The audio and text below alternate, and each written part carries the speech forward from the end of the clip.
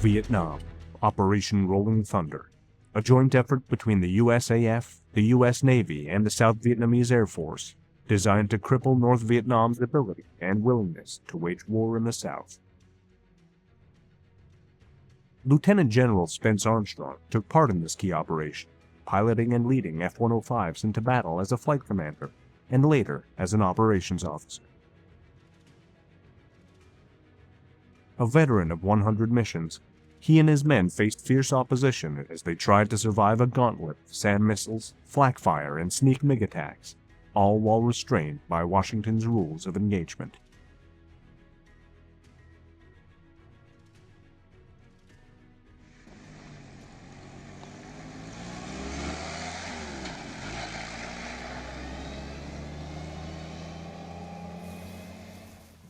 The work that we did in Rolling Thunder was to stop the infiltration of materials and ammo and people down the Ho Chi Minh Trail to the Viet Cong, or to later to regular North Vietnamese soldiers.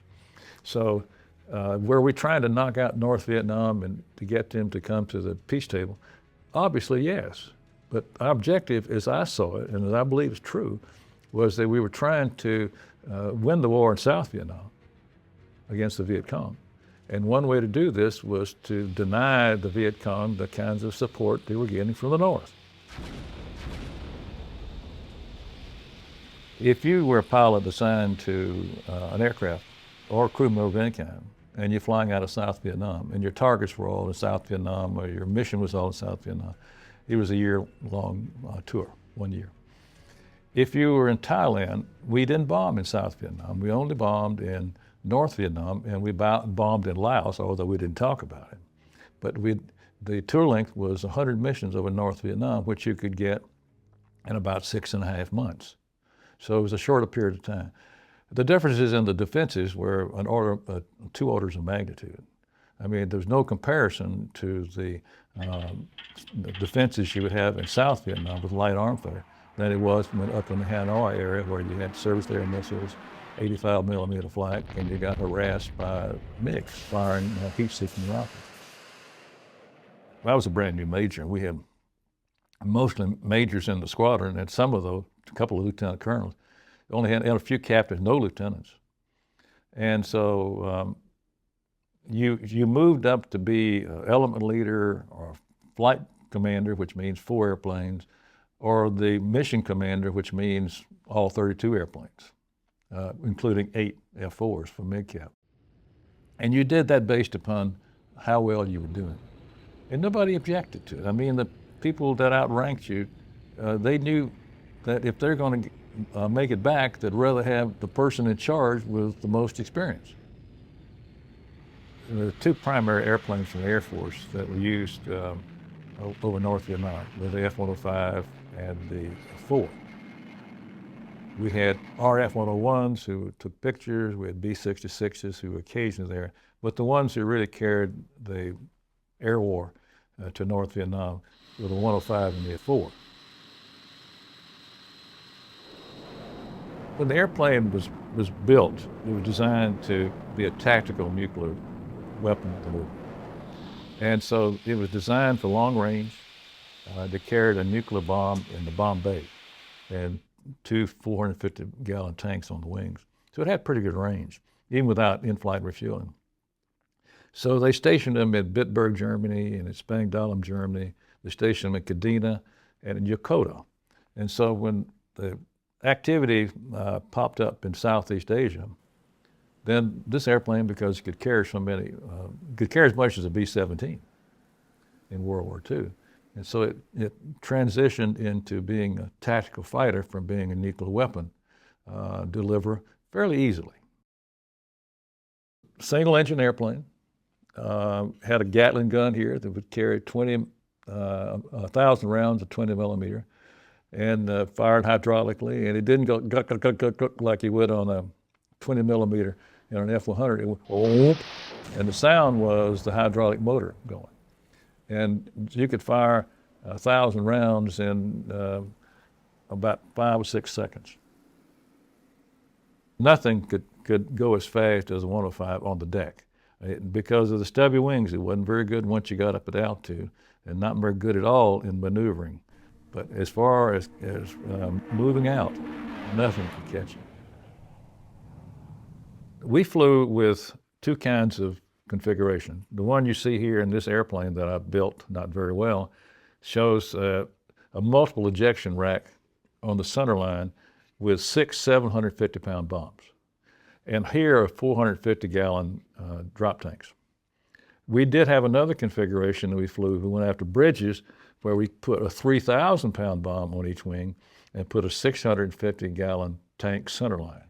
That was the slickest because there was less drag on that. A 3,000-pound bomb is a big bomb. Right now, the biggest one they make to carry on fighters is a 2,000-pound. And nobody else carried 3,000 pounds but us. We called them instant swimming pools because it was a big hole you could make with those things. And if you're going after a bridge, you want to knock out the abutments and the supports, it was the thing to do. But you had to hit it first.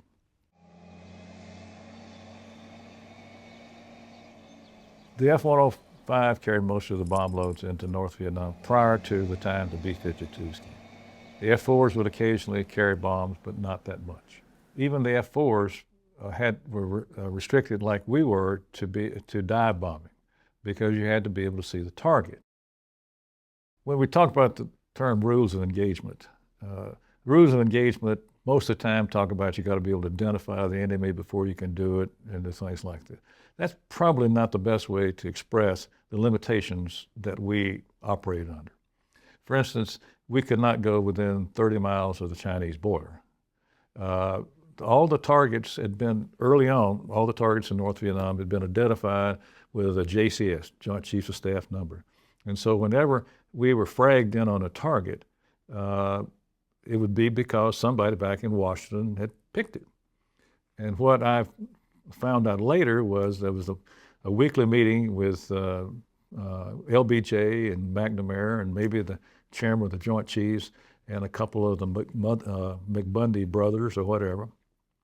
And they would pick out the targets and that would flow down to us. So we weren't allowed to hit targets that had not been approved. Once it had been hit, then you could hit it again. So some of the targets were very late being hit, like Phu Quyen, their MiG-21 base. We didn't hit that until November of '67. In fact, I was on the first raid. In order to bomb a target, you had to be able to see it. And so we would set our Doppler navigation at the target, and we would try to offset by 3 miles. And the reason is that we'd come in about 15,000 feet. And so if you roll into the target like such and pull down, by the time you get on your dive, you're at about 45 degrees because 15,000 feet this way and 15,000 feet that way. And we would set the little flickers. It had tapes, and 105 had tapes, a tape for airspeed and a tape for altitude. And we would set the marker on the airspeed at 500 knots and set the marker on the tape at 8,000 feet. And so you're in the dive and you've got the target in your sight and you see those things flick down, which they came down very quickly. When you did, that's when you release. On the way in, we had to worry about MiGs. We didn't worry too much about MiG-17s in my time because they've been replaced pretty much with a MiG-21. And the MiG-21s would come up and around and behind us and pop up behind the F-105s. They didn't ever shoot at the F-4s because F-4s weren't carrying any bombs. And the F-4s were higher and behind us. And they'd come in the first time we didn't know that they were there generally was when somebody got hit by a heat seeker. And so that happened quite often. And then the MiG pilots, if they were smart, they just accelerated out and went to China and the F-4s couldn't catch them. If they decided to hang around and see what happened, the F-4s would eventually get them. But if they were smart, they could take a shot and head to China and have a cup of tea and come back in the afternoon and try it again. We didn't know they were in the area because the best radar we didn't have AWACS at the time. We had an EC-121, which was poor radar, and they would have to go very low out over the Gulf, and they could see somewhat. But the radar, we had a radar in the 105, but it was not an air-to-air radar, it was air-to-ground radar, which we didn't use because We didn't need to, never did. The Air Force had radar, but it was forward-looking radar. So there was no defense against the MiG-21s coming up behind and shooting and going. Once they did this and they were discovered, then of course the radar could pick them up. But no, we had no radar warning. We did have some intelligence warnings sometimes that because they would hear some of the vectoring by the ground controllers. So sometimes we'd get, or sometimes we could see the glint off the canopy because they'd be coming down 10,000 feet higher than we were, and if they moved at all, we could see a glint off the canopy, and that was the first time we could see them. And we knew they were coming down behind and then back up. Now, if we knew they were there, sometimes we would jettison our bombs. And one time, there were more than 2 of them back there. They were right on the tail, and it was too late doing them. So you just punch off everything and let them fly in their face. And they would break off, all the stuff come flying down in their face, and they'd break off. Of course, they successfully defeated your strike. And so there's always a question of mind is, should we just hang on to our bombs and risk getting shot at?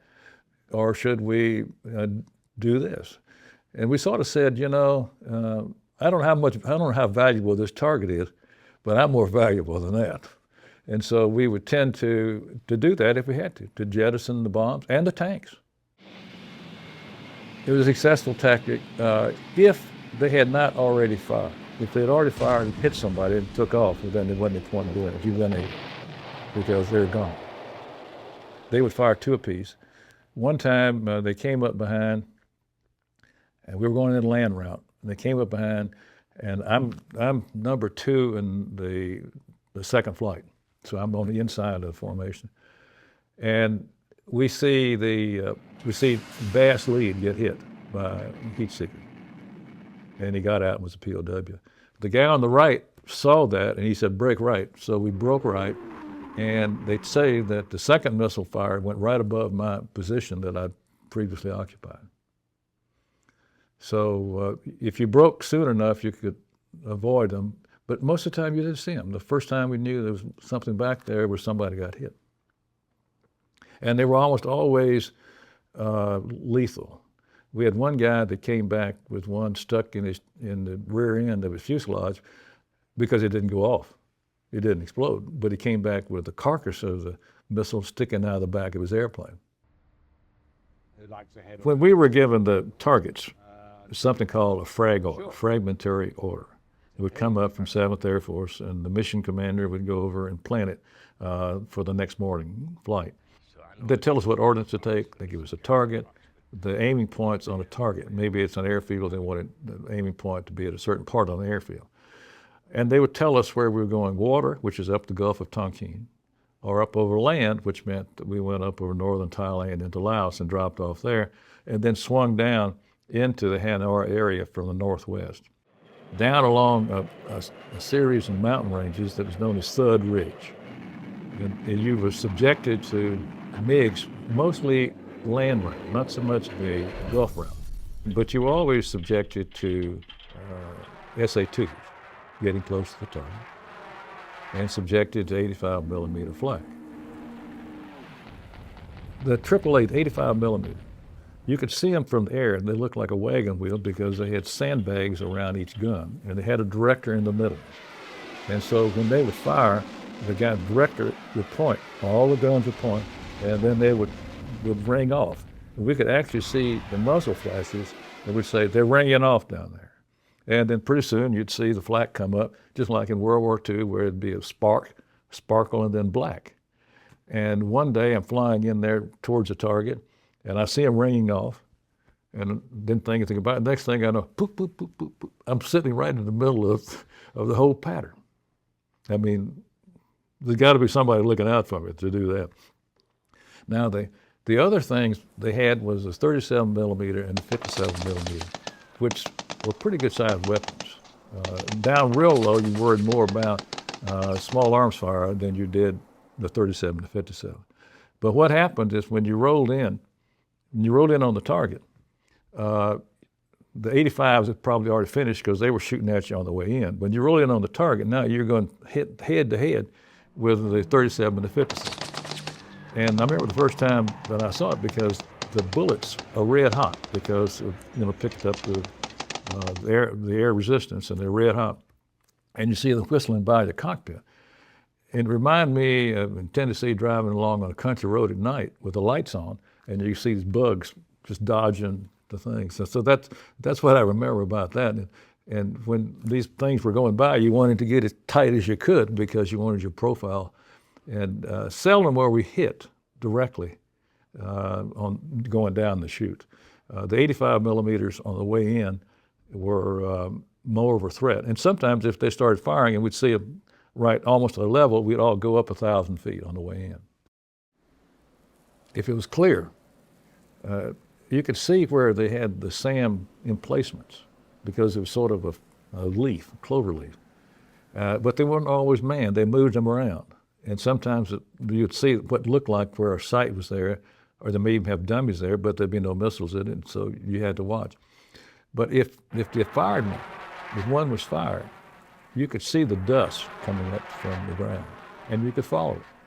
And once it got up to a certain altitude, the booster would fall off, and all it would have was a little sustainer motor in the back of it, which they used for moving the flaps and the elevons to control it.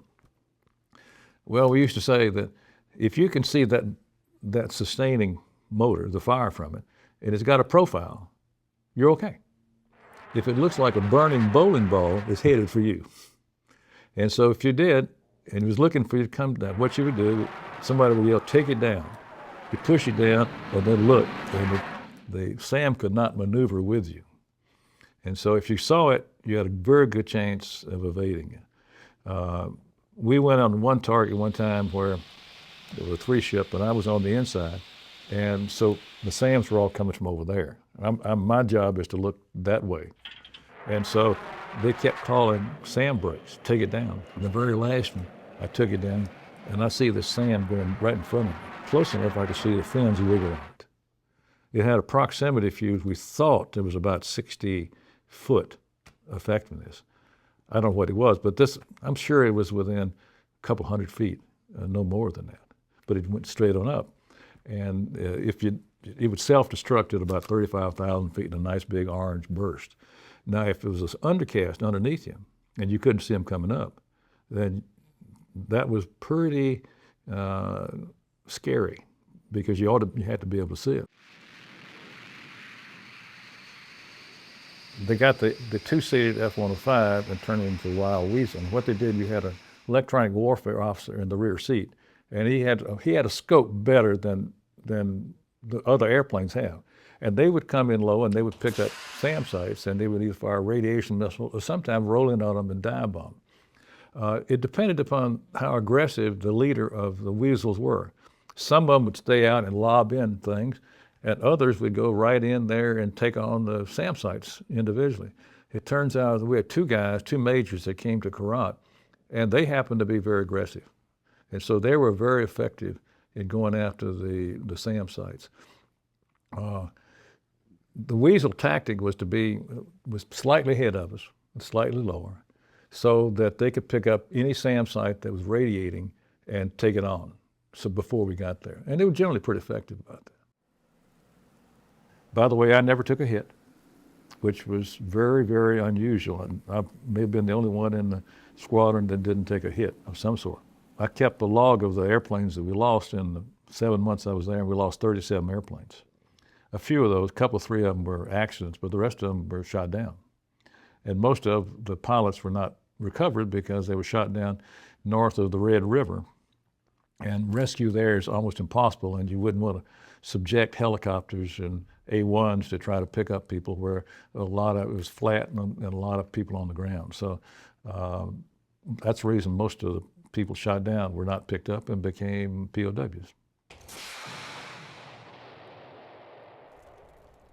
The wing commander was shot down in November. Turns out in October, the vice commander was shot down over Hanoi. And I'd gone down to fly, and the name Armstrong was canceled out, and Flynn was put in. And so he got hit by SAM over Hanoi on that day, on that mission. Then we had the DO, the 3rd ranking colonel, and he gets shot down by MiG. And so we got a new wing commander, and he died of a heart attack. So within the first 4 months, all of our senior leadership was gone. So it turns out that us majors sort of decided what we were going to do. And so we knew that the SAMs were very much aware of when the Weasel fired an anti-radiation missile, that it left a nice gray streak. And we were sure they had outside observers that when they saw that gray streak, they would say, turn it off. It didn't look like a Sidewinder. It looked like, they could tell what it was, very distinctive.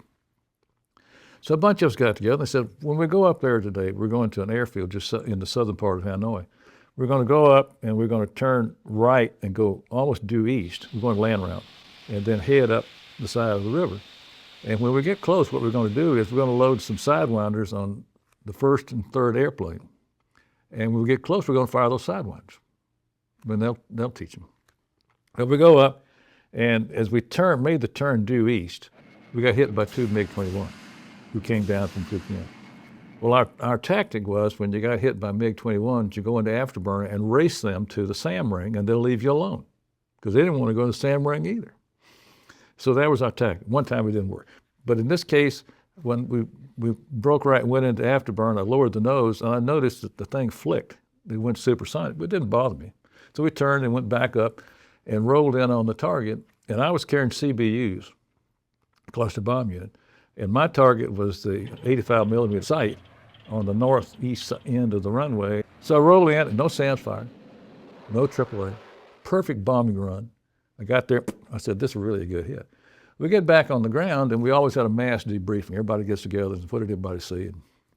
This is after we had a maintenance debriefing, and after we had the individual intelligence debriefing. And so I said, anybody see the CBUs hit? Well, the two flights behind us, which normally could see them hit and sparkle, they didn't see them. We wondered about it. Later that night, those of us in the flight were called down to ops because there'd been a report from the White House.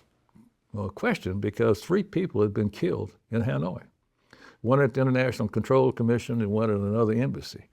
And they didn't know what happened. Well, it turns out, because one of our airplanes had the camera, the Ka-70, that swept 100, that when you hit the button, it started, and it showed that the CBUs came off, and instead of falling straight down, they went into a spiral and sort of spun out to the side. And the CBU came in a pod, about the size of a 750-pound bomb. In the nose of it, there was a propeller. And out of the propeller up into the bomb rack was a wire. And so when you released it, the wire came out and the propeller started turning and it opened it up like a clamshell. Well, that didn't happen because the fins had been pulled off. And so then the hit was sort of a dud. And so we didn't know what had happened, but we suspected that's what it was because one guy had pictures to show that. It turns out I went back and read the book, and it says, don't fly above 0.95 with these CBUs. Well, we'd have done it anyway. I mean, with MiG-21s closing in on you, you're going to read the manual? I don't think so. And so they said, don't do that again.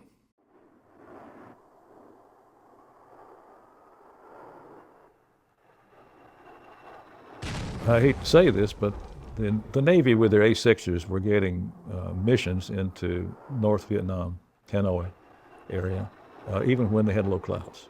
And we couldn't do it because we were bombing visually. So if low clouds, we couldn't do it.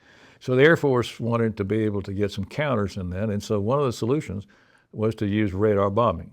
And over in Laos, there was a TACAN station there, Channel 97, and so they put some radar, old SAC bombing radar up there to guide the airplanes in. And that site was manned by former Air Force people who had been discharged from the Air Force and hired by Lockheed because we weren't supposed to be in Laos. So they were there and they would guide us in. We did it 3 times. The first time we had a flight of 16 airplanes. And the first flight of 4 was spread out like this, another flight of 4, another flight of 4 like this. And I was in the last flight. And so when the guy would give you the directions to fly, we're flying over with overcast, give you directions to fly in, turn you, whatever, give you a countdown to drop, and the lead flight would hit the bomb button, instantly release. The rest of us had set our releases on a timer. So we hit it and held it, and then the release. With that particular one, we fly in, and when my bombs came off, I saw them, and the airfield we were hitting is just outside the clouds. We could have rolled in. And then the second time we did this, I was flying with the Weasels, carrying bombs, and we never found the target. So that was a loss. The third time we tried it, we were going in on Phu Quyen. And so we were coming up the land route, and on the way up there, MiG-21s shot down 2 of the Weasels. And the other Weasels had to break off to protect them. So we went into the area without any SAM protection. But it was undercast anyway, so it doesn't make any difference. So we go in there, we turn down, and we had, once again, 3 flights of forward and trail. I was leading the flight to carry the cluster bomb units, and we were sitting out just on the outside of the stream. And these SAMs started coming up through the clouds. Hit two airplanes, including the wing commander. I watched him go spiraling down into the clouds on fire. And then the radar director over on this mountain over there, he said, I've lost contact with you. You'll have to turn around and go back, and I'll bring you in again. Well, you can imagine what we said was not G-rated. In the meantime, we got a report that there was a MiG coming in at a 4 o'clock position, so I called my flights and said, punch him off and we're going to break right. So we did and broke out of there and never did see the MiG. But we got back, and that was the last time we did it. Last time we used the radar. It turns out that this was in, I think, November of '67. And in March of '68, the North Vietnamese stormed that mountain and killed most of the technicians that were there. Some of them were evacuated, but one of the Air Force sergeants that was there was killed, and he was later awarded the Medal of Honor just recently by President Obama. But it was one of those things where we were determined to get counters to show that we were doing our part. And just like in South Vietnam, they were worried about body count, we were worried about counters. Not us, but the powers that be. And so they finally knocked that off, but it wasn't very accurate anyway. After they had the partial bombing halt in April of '68, well, then of course, that took all the pressure off of North Vietnam, because they had, from the 19th parallel up to as far north as you could go, we weren't striking them there. And so they were free to move materials and things around. And then they actually bring some stuff back down into the lower Rolling Thunder packages. So we really lost our momentum there. When I finished my 100 missions, I had to stay another 2 weeks. They didn't fly anymore, but I had to stay another 2 weeks. And what I did was to write up the procedures for being a force commander. And what you did, samples of the things and so forth. So I did that, and we put it in the safe. Now that was never used again, because we never went in 32-ship flights after the partial bombing. Probably 4 ship, maybe 8. So we never did that. And when we finally got back into it, with the B-52s, of course, didn't use that. They were using the old SAC method, whatever that happened to be. So the 3 weeks I spent there writing all this up so the next guy could figure out, wouldn't have to start from scratch, was a nice exercise, but it didn't pay off.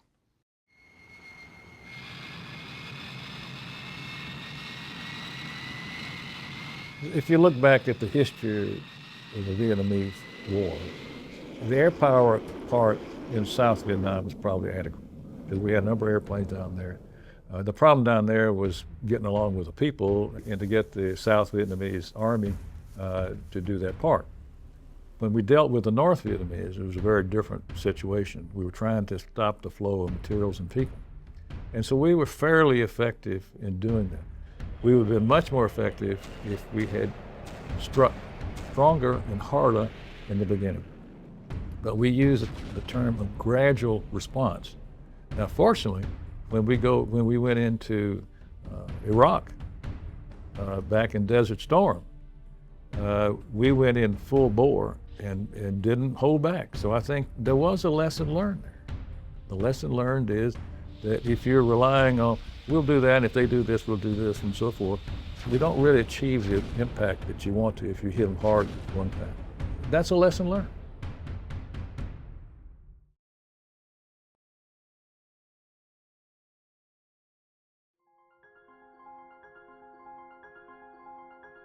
Aviation, the art of aeronautics, began with the dreamers, inventors, and daredevils who dared to defy gravity. The journey of aviation was nurtured by pioneers like the Wright brothers, whose first flight marked a historic milestone. The role of aircrafts in world wars was groundbreaking, dramatically changing warfare strategies. This initiated a technological evolution in aviation, transforming the simplistic wings of a biplane into the thunderous roar of jet engines. Let's journey through the ages of aviation. Behind every great aircraft, there were great minds. These visionaries, like Sir Frank Whittle, the innovator of the turbojet engine, redefined air travel. Then there's Skunkworks' Kelly Johnson, the genius behind the SR-71 Blackbird. His designs combined speed, stealth and power, crafting machines that dominated the heavens. The contributions of these pioneers have left an indelible mark on the canvas of aviation, shaping the course of history and inspiring generations of engineers and aviators. Each epoch in aviation history gave birth to extraordinary aircrafts, each with their own unique features and roles. The Lockheed SR-71 Blackbird was a marvel of speed and stealth. The F-105 Thunderchief, a supersonic fighter bomber, was vital in the Vietnam War. The P-51 Mustang, a long-range fighter, was critical in World War II. The P-47 Thunderbolt, a heavyweight fighter, was used extensively in the same war. The A-10 Thunderbolt II, the Warthog, is a close air support icon. The Messerschmitt Me-262 marked a leap forward in aviation technology. Each of these game changers were instrumental in their eras, and their legacies still resonate today. Beyond the game changers, there are those that have transcended their practical roles to become icons. The Concorde was not just an aircraft, it was a supersonic symbol of luxury and speed.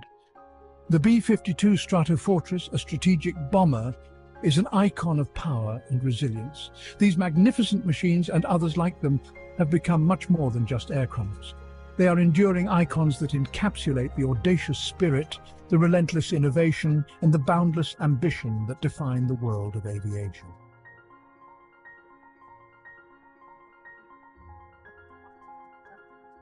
For more amazing aerial footage, and to join us in this incredible journey, check out the DroneScapes YouTube channel.